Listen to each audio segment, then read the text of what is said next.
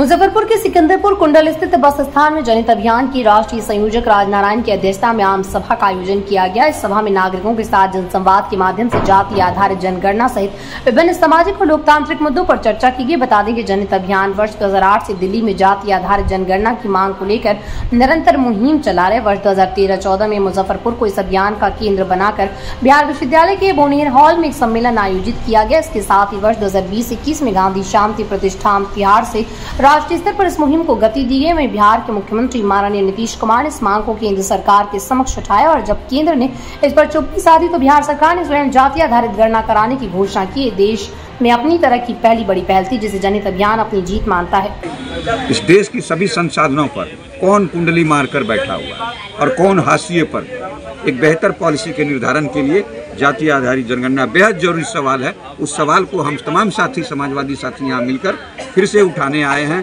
और फिर से इसको जगाएंगे। यह मुजफ्फरपुर की समाजवादी धरती जाति जनगणना अभियान का केंद्र रहा है। जातिगत जनगणना के पक्ष में आप हैं या फिर इसके विपक्ष में हैं? चूँकि सत्ता दल के लोग, यह मुल्क जातियों में बटा हुआ मुल्क है और जातियों की स्थिति के सही आंकड़े के लिए कोई आकलन करने के लिए कोई तथ्य आज भारत सरकार के पास नहीं है। आज भी भारत सरकार 1931 के जो लास्ट जनगणना आज़ादी के पहले हुई थी, उसी आंकड़ों को आधार मानकर तमाम तरह की इस बड़े वर्ग के लिए नीतियों का निर्धारण करती है, जिसके कारण एक बेहतर बजट नहीं मिल पाता। इस देश के संसाधनों के साथ साथ जो संसद का जो बजट है इस देश में, उसमें इस वर्ग की कहीं हिस्सेदारी नहीं है। तो जब तक बजट नहीं मिलेगा हमें जनसंख्या के अनुपात में, कहाँ लगाना है, कहाँ खर्च करना है, किस तरह की नीतियों की निर्धारण करनी है, नीतियों को बनाने के लिए, एक बेहतर नीति के निर्धारण के लिए सरकार को, जिस तरह से आज हम सब साथी यहाँ चौपाल लगाकर बैठे हुए हैं, एक आम सभा कर रहे हैं, ये पॉलिसी निर्धारकों को भी भारत के कम से कम सैकड़ों गाँव में जाना चाहिए।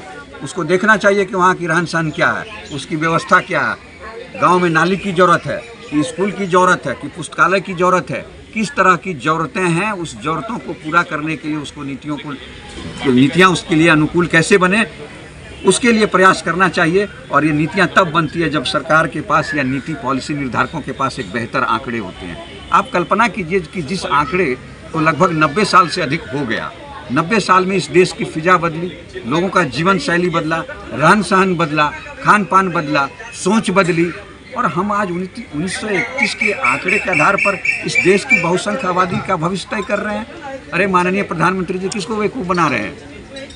सिर्फ वोट चाहिए इनका, इनके वोट पर आपकी शासन चलती है, आपकी सरकार बनती है।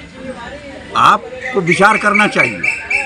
मैं तो आपके माध्यम से कहना चाहूँगा, हम तमाम मीडिया भाइयों के माध्यम के उनके प्लेटफॉर्म से ये संदेश पहुँचाना चाहता हूँ मोदी जी तक कि आप तो जनगणना के पक्षधर थे जब आप गुजरात में मुख्यमंत्री थे। आपकी पूरी भारतीय जनता पार्टी की टीम, शरद जी उन दिनों एनडीए कन्वेनर थे, सब लोगों का समर्थन था, संसद में आपका समर्थन था। आज आपको क्या हो गया? आप आज बोलने से क्यों चुप हो रहे हैं? आप मंत्रियों से बुलवाते हैं, कोई मंत्री आपका कहता है जाति जनगणना नहीं होगी। आपने तो समान जनगणना रोक रखा है।